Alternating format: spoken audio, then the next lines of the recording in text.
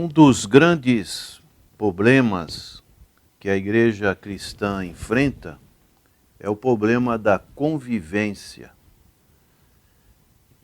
Sempre nas igrejas acontecem desavenças, acontecem relacionamentos que podem ser quebrados.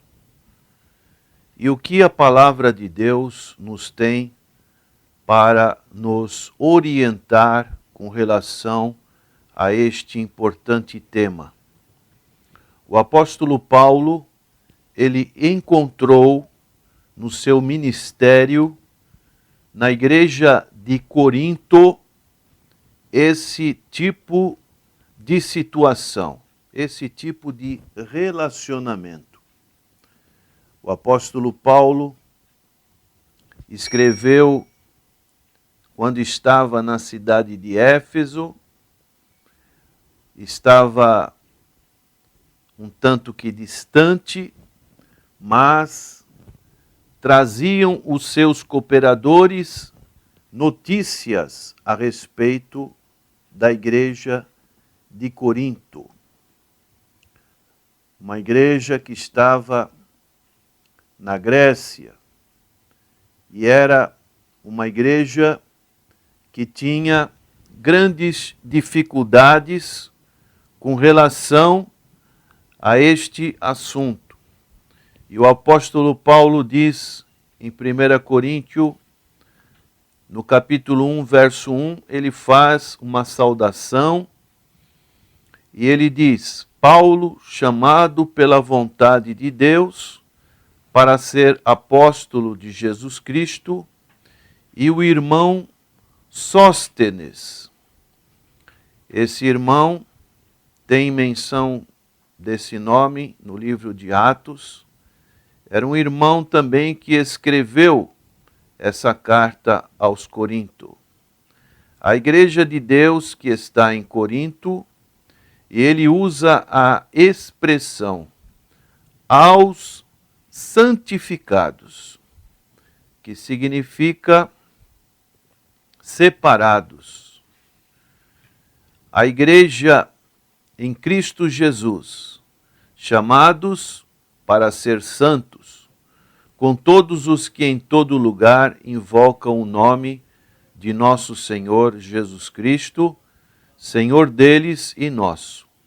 Graça a vós outros e paz da parte de Deus, nosso Pai, e do Senhor Jesus Cristo.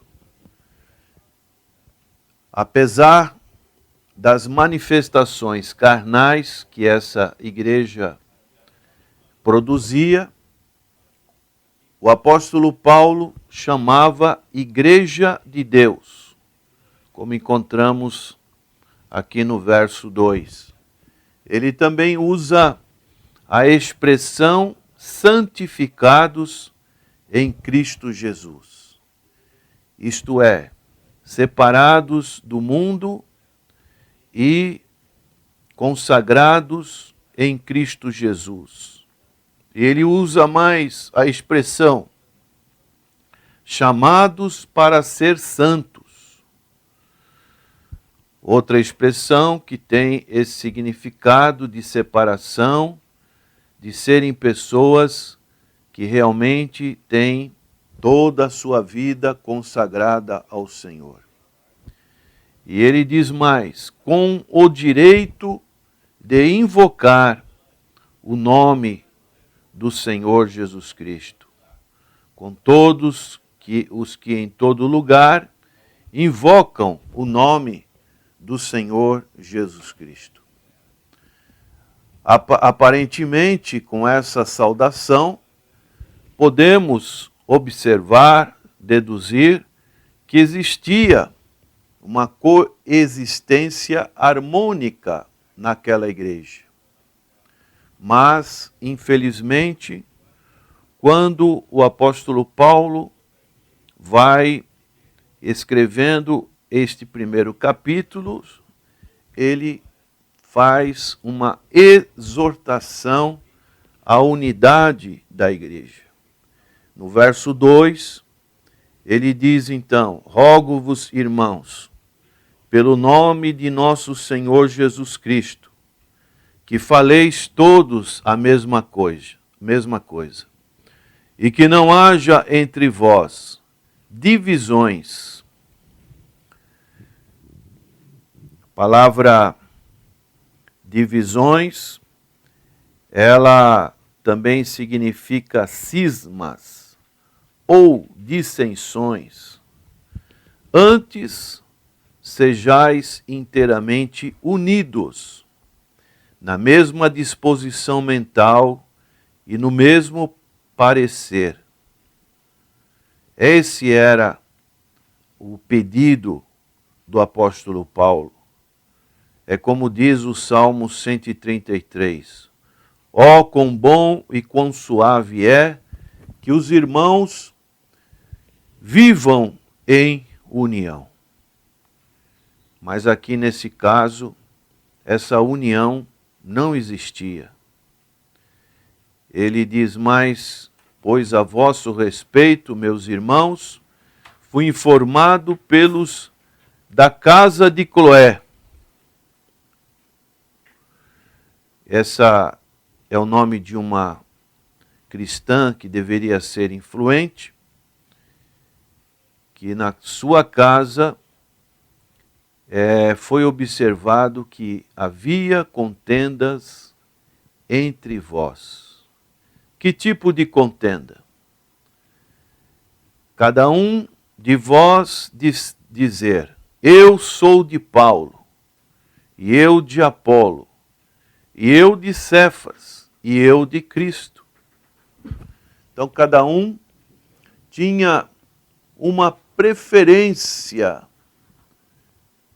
por determinado obreiro, por determinado pastor. E isso não era bom. E o apóstolo Paulo utiliza a expressão que, usando uma palavra metafórica do corpo humano, a respeito do Senhor Jesus Cristo. A igreja, em muitos escritos do apóstolo Paulo, ela é colocada nessa figura metafórica de um corpo. O corpo deve ser unido. E o apóstolo Paulo então diz: acaso está Cristo dividido? O corpo físico é um só. Ele, embora formado de muitos membros, assim também se dá com a igreja, que é o corpo de Cristo, a qual não pode ser dividida. E o apóstolo Paulo, ele, novamente, escrevendo a esta igreja, no capítulo 12, ele fala a respeito disso. Porque, no capítulo 12, verso 12, porque assim como o corpo é um, e tem muitos membros, e todos os membros, sendo muitos, constituem um só corpo, assim também com respeito a Cristo. E ele vai argumentando a respeito dos nossos órgãos corpóreos, que todos são importantes. O olho, o ouvido, o pé, a mão, todos são importantes no corpo do Senhor Jesus Cristo. Daí não pode haver divisão. E Paulo vai dizer mais no verso 13 de 1 Coríntios capítulo 1. Foi Paulo crucificado em favor de vós? Ou fostes porventura batizados em nome de Paulo? Então essa era a situação. Qual seria então o remédio? E qual o remédio também para os nossos dias? O apóstolo Paulo, ele vai dar o remédio a respeito da proeminência do Senhor Jesus Cristo. O Senhor Jesus Cristo é o cabeça deste corpo. Daí, ele vai utilizar, a partir do verso 21, a proeminência, a mensagem unificadora que ele dá para aquela igreja e é aplicável para os nossos dias. Ele diz assim: visto como na sabedoria de Deus o mundo não o conheceu por sua própria sabedoria, aprove a Deus salvar os que creem pela loucura da pregação, porque tanto os judeus pedem sinais, como os gregos buscam sabedoria. Mas nós pregamos a Cristo crucificado, escândalo para os judeus, loucura para os gentios. Mas para os que foram chamados, tanto judeus como gregos, pregamos a Cristo, poder de Deus e sabedoria de Deus. Porque a loucura de Deus é mais sábia do que os homens, e a fraqueza de Deus é mais forte do que os homens. Paulo, ele fala da cruz de Cristo, da mensagem da cruz. Mas nós pregamos a Cristo crucificado, que é o símbolo da nossa redenção. Todos nós só podemos nos gloriar na pessoa de Cristo.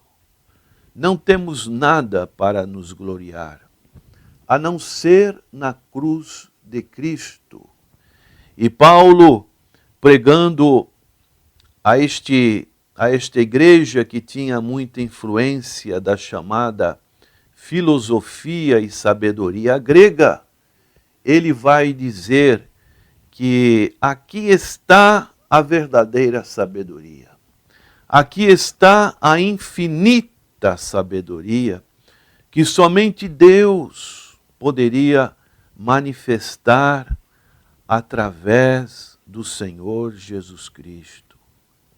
Pregamos a Cristo, poder de Deus e sabedoria de Deus. Porque a loucura de Deus é mais sábia do que os homens, e a fraqueza de Deus é mais forte do que os homens. Esse deve ser o tema da pregação. Aqui encontramos a plenitude das bênçãos. Daí, para concluirmos, devemos saber que cada igreja é do Senhor Jesus Cristo. O livro de Atos dos Apóstolos, também conhecido como Atos do Espírito Santo, e poderia também ser conhecido como Atos da Igreja do Senhor Jesus Cristo. Porque ali nós encontramos o início da igreja. A igreja é o corpo do Senhor Jesus Cristo. O apóstolo Paulo, escrevendo aos Efésios, no capítulo 2, verso 16, ele diz: e reconciliar-se ambos em um só corpo com Deus, por intermédio da cruz, destruindo por ela a inimizade. Daí, a cruz de Cristo, a pessoa do Senhor Jesus Cristo, é que concede esta união, porque o corpo é de Jesus. Não pode haver grupinhos na igreja. Cada um deve trabalhar de acordo com o seu talento. Quando Jesus subiu, levou cativo o cativeiro, conforme Efésios capítulo 4, ele diz o texto que ele concedeu dons aos homens, concedeu talentos, que é uma disposição não somente natural, mas principalmente espiritual, para fazer a obra do Senhor. Cada um deve trabalhar com o seu talento. Todos recebem talento. Devem trabalhar servindo a Cristo e fazê-lo com o melhor intuito possível, porque estão fazendo para o Senhor Jesus Cristo, tendo consciência de que o Senhor Jesus é o Senhor e nós somos simplesmente servos. Estamos aqui para servir, não para sermos servidos. E daí devemos dar todo o respeito a esse Senhor que é o dono das nossas vidas. E Paulo conclui no verso 30 e 31 deste capítulo 1 de Coríntios, dizendo: mas vós sois dele, quem? Em Cristo Jesus, o qual se nos tornou da parte de Deus, sabedoria e justiça e santificação e redenção, para que, como está escrito, aquele que se gloria, glorie-se no Senhor. Que Deus dê para você, prezado ouvinte da palavra do Senhor, esse espírito de conciliação, espírito de paz, espírito que vem realmente do Espírito, com frutos do Espírito Santo. São domínios próprios, amor, benignidade, bondade, mansidão. São frutos que não têm limite, que devem abundar ricamente no coração daqueles que servem ao Senhor. Senhor, abençoa a tua igreja na atualidade. Que realmente possa haver esta unidade do corpo do Senhor. Que não haja divisões, que não haja conflitos, mas que haja somente o desejo de servir ao Senhor, engrandecer o seu nome e proclamar a sua salvação, a extensão do teu reino aqui na terra. É a nossa oração, agradecidos em nome do Senhor Jesus. Amém. Amém.